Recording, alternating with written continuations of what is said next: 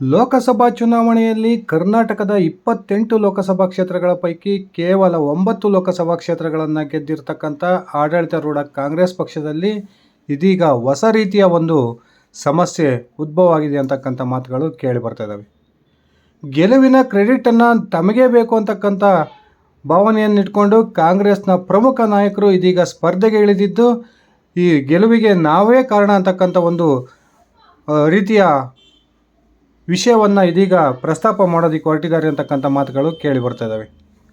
ಅತ್ಯಂತ ಪ್ರಮುಖವಾಗಿ ರಾಜ್ಯದ ಮುಖ್ಯಮಂತ್ರಿಯಾಗಿರ್ತಕ್ಕಂಥ ಸನ್ಮಾನ್ಯ ಸಿದ್ದರಾಮಯ್ಯನವರು ಅಹಿಂದ ಮತಗಳು ಈ ಬಾರಿ ಚುನಾವಣೆಯಲ್ಲಿ ಕಾಂಗ್ರೆಸ್ ಪಕ್ಷಕ್ಕೆ ಹೆಚ್ಚಿನ ಸಂಖ್ಯೆಯಲ್ಲಿ ಹರಿದು ಬಂದಿದ್ದ ಕಾರಣಕ್ಕೆ ಉತ್ತರ ಕರ್ನಾಟಕದಲ್ಲಿ ನಾವು ಹೆಚ್ಚು ಲೋಕಸಭಾ ಕ್ಷೇತ್ರಗಳನ್ನು ಗೆಲ್ಲೋದಕ್ಕೆ ಕಾರಣವಾಯಿತು.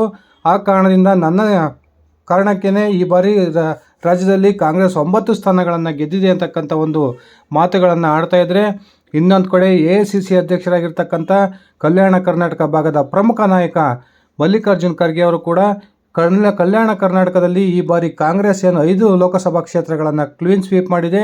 ಆ ಒಂದು ಕ್ಲೀನ್ ಸ್ವೀಪ್ ಮಾಡೋದಕ್ಕೆ ನಾನು ಪ್ರಚಾರ ಮಾಡಿದ್ದೆ ಪ್ರಮುಖ ಕಾರಣ ಅಂತಕ್ಕಂಥ ಅಂಶವನ್ನು ಇಟ್ಕೊಂಡು ಇದೀಗ ಒಂದು ಅಭಿನಂದನಾ ಸಮಾರಂಭದ ರೀತಿ ಬೃಹತ್ ಸಮಾವೇಶವನ್ನು ಮಾಡೋದಕ್ಕೆ ಸಿದ್ಧತೆಯಲ್ಲಿ ತೊಡಕೊಂಡಿದ್ದಾರೆ ಅಂತಕ್ಕಂಥ ಒಂದು ಮಾಹಿತಿಗಳು ಸಿಗ್ತಾ ಇದ್ದಾವೆ.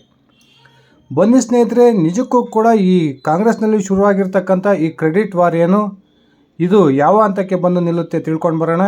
ಅದಕ್ಕಿಂತ ಮುಂಚೆ ನೀವಿನ್ನು ನನ್ನ ಇಟ್ಗೆ ಹೇಮಂತ್ ಯೂಟ್ಯೂಬ್ ಚಾನಲ್ಗೆ ಸಬ್ಸ್ಕ್ರೈಬ್ ಮಾಡ್ಕೊಂಡಿಲ್ಲ ಅಂದರೆ ದಯವಿಟ್ಟು ಸಬ್ಸ್ಕ್ರೈಬ್ ಮಾಡಿಕೊಂಡು ಬೆಲ್ ಬಟನನ್ನು ಕ್ಲಿಕ್ ಮಾಡಿ.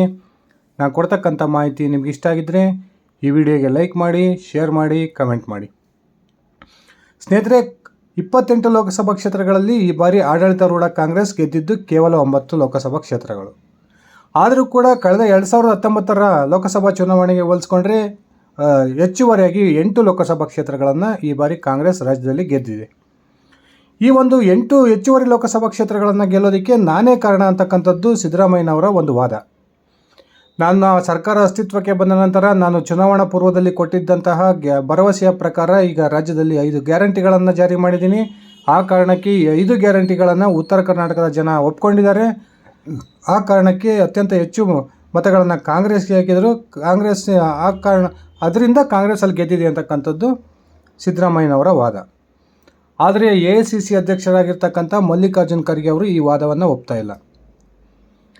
ಕಲ್ಯಾಣ ಕರ್ನಾಟಕ ಭಾಗದ 5 ಲೋಕಸಭಾ ಕ್ಷೇತ್ರಗಳಲ್ಲಿ ಕಾಂಗ್ರೆಸ್ ಕ್ಲೀನ್ ಸ್ವೀಪನ್ನು ಮಾಡೋದಕ್ಕೆ ನಾನೇ ಪ್ರಮುಖವಾದ ಕಾರಣ ಅಂತಕ್ಕಂಥದ್ದು ಮಲ್ಲಿಕಾರ್ಜುನ್ ಖರ್ಗೆ ಅವರ ಒಂದು ಹೇಳಿಕೆ.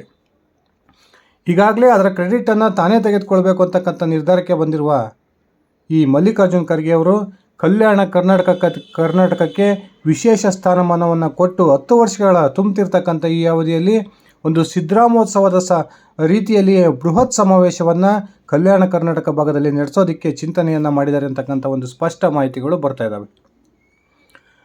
ಬಳ್ಳಾರಿ, ಕೊಪ್ಪಳ, ರಾಯಚೂರು, ಬೀದರ್ ಹಾಗೂ ಗುಲ್ಬರ್ಗ ಈ 5 ಲೋಕಸಭಾ ಕ್ಷೇತ್ರಗಳಲ್ಲಿ ಕಾಂಗ್ರೆಸ್ನ ಗೆಲುವಿಗೆ ತಾನೇ ಪ್ರಮುಖ ಕಾರಣ ಅಂತಕ್ಕಂಥದ್ದು ಈ ಮಲ್ಲಿಕಾರ್ಜುನ್ ಖರ್ಗೆ ಅವರು ಹೇಳ್ತಿರ್ತಕ್ಕಂಥ ಒಂದು ಮಾತು. ಆದರೆ ಸಿದ್ದರಾಮಯ್ಯನವರು ಅಹಿಂದ ಮತಗಳು ಹೆಚ್ಚಿನ ಸಂಖ್ಯೆಯಲ್ಲಿ ಕಲ್ಯಾಣ ಕರ್ನಾಟಕ ಭಾಗದಲ್ಲಿ ಕಾಂಗ್ರೆಸ್ಗೆ ಬಂದಿದ್ದರಿಂದ ಕಾಂಗ್ರೆಸ್ ಗೆದ್ದಿದೆ ಅಂತಕ್ಕಂಥ ವಾದನ ಸಿದ್ದರಾಮಯ್ಯನವರು ಮಂಡಿಸಿದರೆ, ತನ್ನ ಕಾರಣಕ್ಕೆ ತಾನು ಪ್ರಚಾರ ಮಾಡಿರುವ ಕಾರಣಕ್ಕೆ ಈ ಬಾರಿ ಕಲ್ಯಾಣ ಕರ್ನಾಟಕದಲ್ಲಿ 5 ಲೋಕಸಭಾ ಕ್ಷೇತ್ರಗಳು ಕಾಂಗ್ರೆಸ್ನ ಪಾಲಾಗಿದ್ದಾವೆ ಅಂತಕ್ಕಂಥ ವಾದವನ್ನು ಮಲ್ಲಿಕಾರ್ಜುನ್ ಖರ್ಗೆ ಅವರು ಇಡ್ತಾ ಇದ್ದಾರೆ. ಈಗಾಗಲೇ DK ಶಿವಕುಮಾರ್ ಮತ್ತು ಸಿದ್ದರಾಮಯ್ಯ ನಡುವಿನ ತಿಕ್ಕಾಟಕ್ಕೆ ಬೇಸತ್ತು ಹೋಗಿರ್ತಕ್ಕಂಥ ಕಾಂಗ್ರೆಸ್ನ ಹೈಕಮಾಂಡ್ ಈ ಇಬ್ಬರೂ ನಾಯಕರನ್ನು ಹೊರತುಪಡಿಸಿ ಎರಡೂ ಬಣಕ್ಕೆ ಸೇರದೇ ಇರತಕ್ಕಂಥ AICC ಅಧ್ಯಕ್ಷರಾಗಿರ್ತಕ್ಕಂಥ ಮಲ್ಲಿಕಾರ್ಜುನ್ ಖರ್ಗೆ ಅವರನ್ನು ರಾಜ್ಯದ ಮುಖ್ಯಮಂತ್ರಿ ಮಾಡ್ತಾರೆ ಅಂತಕ್ಕಂಥ ಮಾತುಗಳು ಕೇಳಿ ಬರ್ತಿರ್ತಕ್ಕಂಥ ಈ ಸಂದರ್ಭದಲ್ಲಿ ಮಲ್ಲಿಕಾರ್ಜುನ್ ಖರ್ಗೆ ಅವರು ಏನೋ ಒಂದು ಸಮಾವೇಶವನ್ನು ಮಾಡೋಕ್ಕೆ ಹೊರಟಿದ್ದಾರೆ. ಈ ಸಮಾವೇಶ ಅನೇಕ ರೀತಿಯ ಅರ್ಥಗಳನ್ನು ಒಂದು ತರ್ತಾ ಇದೆ ಅಂತಕ್ಕಂಥ ಒಂದು ಮಾತು ರಾಜಕೀಯ ಪಂಡಿತರಲ್ಲಿ ಕೇಳಿ ಬರ್ತಾ ಇದೆ. ಮಲ್ಲಿಕಾರ್ಜುನ್ ಖರ್ಗೆ ರಾಜ್ಯದ ಮುಖ್ಯಮಂತ್ರಿ ಆಗಬೇಕು ಅಂತಕ್ಕಂಥ ಆಸೆಯನ್ನು ಇಟ್ಕೊಂಡಿದ್ದಾರೆ. ಆ ಕಾರಣಕ್ಕೆ ಏನು ದಾವಣಗೆರೆಯಲ್ಲಿ ಕಳೆದ ವರ್ಷ ಸಿದ್ದರಾಮೋತ್ಸವ ಅಂತಕ್ಕಂಥ ಒಂದು ಬೃಹತ್ ಸಂಖ್ಯೆಯ ಸಿದ್ದರಾಮಯ್ಯನವರ ಹುಟ್ಟುಹಬ್ಬ ಕಾರ್ಯಕ್ರಮ ನಡೀತು. ಅದೇ ಮಾದರಿಯಲ್ಲಿ ಕಲ್ಯಾಣ ಕರ್ನಾಟಕ ಭಾಗದಲ್ಲಿ ಅಷ್ಟೇ ಜನರನ್ನು ಸೇರಿಸಿ ಒಂದು ಬೃಹತ್ ಸಮಾವೇಶವನ್ನು ಮಾಡಿ ಆ ಮೂಲಕ ರಾಜ್ಯದ ಮುಖ್ಯಮಂತ್ರಿಯ ಕುರ್ಚಿಗೆ ಮಲ್ಲಿಕಾರ್ಜುನ್ ಖರ್ಗೆ ಅವರು ಟವಲನ್ನು ಹಾಕ್ತಾರೆ ಅಂತಕ್ಕಂಥ ಒಂದು ಸ್ಪಷ್ಟ ಮಾಹಿತಿಗಳು ಕೂಡ ಕೇಳಿ ಬರ್ತಾ ಇದ್ದಾವೆ. ಈಗಾಗಲೇ ತೀವ್ರ ಈ ಬಣ ರಾಜಕಾರಣದಿಂದ ಬೇಸತ್ತಿರ್ತಕ್ಕಂಥ ಕಾಂಗ್ರೆಸ್ನ ಹೈಕಮಾಂಡ್ ಈ ಇಬ್ಬರೂ ನಾಯಕರನ್ನು ಹೊರಗಿಟ್ಟು, ಅಂದರೆ DK ಶಿವಕುಮಾರ್ ಮತ್ತು ಸಿದ್ದರಾಮಯ್ಯ ಇಬ್ಬರನ್ನೂ ಕೂಡ ಅಧಿಕಾರದಿಂದ ಹೊರಗಿಟ್ಟು ಮಲ್ಲಿಕಾರ್ಜುನ್ ಖರ್ಗೆ ಅವರನ್ನು ರಾಜ್ಯದ ಮುಖ್ಯಮಂತ್ರಿ ಮಾಡಬೇಕು. ಆ ಮೂಲಕ ಕಾಂಗ್ರೆಸ್ನಲ್ಲಿ ಏನು ಬಹುದಿನಗಳಿಂದ ಒಂದು ಕೂಗಿತ್ತು, ದಲಿತ ಸಿ ಎಂ ಅನ್ನು ಮಾಡಬೇಕು ಅಂತಕ್ಕಂಥ ಕೂಗು, ಆ ಕೂಗನ್ನು ಫುಲ್ಫಿಲ್ ಮಾಡಬೇಕು ಅಂತಕ್ಕಂಥ ತೀರ್ಮಾನಕ್ಕೆ AICC ಈಗಾಗಲೇ ಬಂದಿದೆ ಅಂತಕ್ಕಂಥ ಒಂದು ಸ್ಪಷ್ಟ ಮಾಹಿತಿಗಳು ಸಿಗ್ತಾ ಇದ್ದಾವೆ. ಇದೇ ಸಂದರ್ಭದಲ್ಲಿ ಈ ರೀತಿಯ ಮಾತುಗಳು ಚರ್ಚೆಯಲ್ಲಿರ್ತಕ್ಕಂಥ ಸಂದರ್ಭದಲ್ಲಿಯೇ ಕಲ್ಯಾಣ ಕರ್ನಾಟಕ ಭಾಗದಲ್ಲಿ ಬೃಹತ್ ಸಮಾವೇಶವನ್ನು ಏನು ಮಾಡೋದಕ್ಕೆ ಮಲ್ಲಿಕಾರ್ಜುನ್ ಖರ್ಗೆ ಅವರು ಹೊರಟಿದ್ದಾರೆ. ಈ ಸಮಾವೇಶ ಸಿದ್ದರಾಮಯ್ಯನವರ ಒಂದು ಕುರ್ಚಿಗೆ ಬಹುದೊಡ್ಡ ಆತಂಕವನ್ನು ತಂದೊಡ್ಬೋದು ಅಂತಕ್ಕಂಥ ಮಾತುಗಳು ಕೂಡ ಕೇಳಿ ಬರ್ತಾ ಇದ್ದಾವೆ.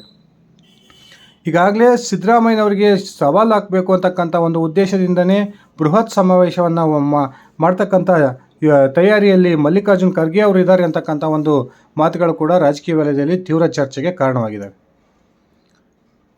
ಮಲ್ಲಿಕಾರ್ಜುನ್ ಖರ್ಗೆ ಮತ್ತು ಸಿದ್ದರಾಮಯ್ಯನವರ ನಡುವಿನ ಸಂಬಂಧ ಅಷ್ಟಕ್ಕಷ್ಟೇ ಅಂತಕ್ಕಂಥದ್ದು ನಮಗೆಲ್ಲ ಗೊತ್ತೇ ಇದೆ. ಪ್ರಧಾನಮಂತ್ರಿಯಾಗಿ ಮಲ್ಲಿಕಾರ್ಜುನ್ ಖರ್ಗೆ ಅವರನ್ನು ಆಯ್ಕೆ ಮಾಡಬೇಕಂತಕ್ಕಂಥ ಪ್ರಶ್ನೆಯನ್ನು ಮಾಧ್ಯಮವರು ಕೇಳಿದಾಗ ಸಿದ್ದರಾಮಯ್ಯನವರು ಕರ್ನಾಟಕದಿಂದ ಯಾರೂ ಕೂಡ ಪ್ರಧಾನಮಂತ್ರಿಯ ಹುದ್ದೆ ಆಕಾಂಕ್ಷಿಗಳಿಲ್ಲ ಅಂತಕ್ಕಂಥ ಮಾತನ್ನು ನೇರವಾಗಿ ಹೇಳಿದ್ದು ನಮಗೆಲ್ಲ ಗೊತ್ತೇ ಇದೆ. ಅದಾದ ನಂತರ ಕಾಂಗ್ರೆಸ್ನ ಅನೇಕ ನಾಯಕರು ಸಿದ್ದರಾಮಯ್ಯನವರ ಈ ಹೇಳಿಕೆಯನ್ನು ವಿರೋಧಿಸಿದ್ರು. ಆ ಒಂದು ವಿರೋಧದ ನಂತರ ಸಿದ್ದರಾಮಯ್ಯನವರು ಉಲ್ಟಾ ಹೊಡೆದಿದ್ರು. ಇದೀಗ ಮಲ್ಲಿಕಾರ್ಜುನ್ ಖರ್ಗೆ ಅವರು ಸಿದ್ದರಾಮಯ್ಯನವರಿಗೆ ಸವಾಲು ಹಾಕುವ ದೃಷ್ಟಿಯಿಂದ ಬೃಹತ್ ಸಮಾವೇಶವನ್ನು ನಡೆಸ್ತಕ್ಕಂಥ ತಯಾರಿಯಲ್ಲಿ ತೊಡಗಿದ್ದು ಸಿದ್ದರಾಮಯ್ಯನವರಿಗೆ ಒಂದು ರೀತಿಯ ತಳಮಳವನ್ನು ಉಂಟು ಮಾಡಿದೆ ಅಂತಕ್ಕಂಥ ಒಂದು ಸ್ಪಷ್ಟ ಮಾಹಿತಿಗಳು ಸಿಗ್ತಾ ಇದ್ದಾವೆ. ಕಾದು ನೋಡೋಣ ಸ್ನೇಹಿತರೆ, ಕಲ್ಯಾಣ ಕರ್ನಾಟಕದ ಭಾಗದಲ್ಲಿ ಬೃಹತ್ ಸಮಾವೇಶವನ್ನು ಮಲ್ಲಿಕಾರ್ಜುನ್ ಖರ್ಗೆ ಅವರು ನಡೆಸೋದ್ರ ಮೂಲಕ ಸಿದ್ದರಾಮಯ್ಯನವರಿಗೆ ನೇರವಾಗಿ ಸವಾಲನ್ನು ಹಾಕ್ತಾರೆ. ಸಿದ್ದರಾಮಯ್ಯನವರನ್ನು ಕುರ್ಚಿಯಿಂದ ಕೆಳಗಿಳಿಸಿ ಆ ಸ್ಥಾನಕ್ಕೆ ದಲಿತ ಮುಖ್ಯಮಂತ್ರಿಯಾಗಿ ಮಲ್ಲಿಕಾರ್ಜುನ್ ಖರ್ಗೆ ಅವರು ಬಂದು ಕೂರ್ತಾರೆ. ಇದರ ಕುರಿತು ನಿಮ್ಮ ವೈಯಕ್ತಿಕ ಅಭಿಪ್ರಾಯ ಏನಿದೆ ದಯವಿಟ್ಟು ಕಮೆಂಟ್ ಮಾಡಿ ತಿಳಿಸಿ. ಇದಿಷ್ಟಾಗಿತ್ತು ಸ್ನೇಹಿತರೆ ನನ್ನ ಇವತ್ತಿನ ಈ ವಿಡಿಯೋ. ನಾನು ಕೊಟ್ಟಿರ್ತಕ್ಕಂಥ ಮಾಹಿತಿ ನಿಮ್ಗೆ ಇಷ್ಟ ಆಗಿದ್ದರೆ ಈ ವಿಡಿಯೋಗೆ ಲೈಕ್ ಮಾಡಿ, ಶೇರ್ ಮಾಡಿ, ಕಮೆಂಟ್ ಮಾಡಿ. ನೀವು ನನ್ನ ಇಟಿಗೆ ಹೇಮಂತ್ ಯೂಟ್ಯೂಬ್ ಚಾನಲ್ಗೆ ಸಬ್ಸ್ಕ್ರೈಬ್ ಮಾಡ್ಕೊಂಡಿಲ್ಲ ಅಂದರೆ ದಯವಿಟ್ಟು ಸಬ್ಸ್ಕ್ರೈಬ್ ಮಾಡಿಕೊಂಡು ಬೆಲ್ ಬಟನನ್ನು ಕ್ಲಿಕ್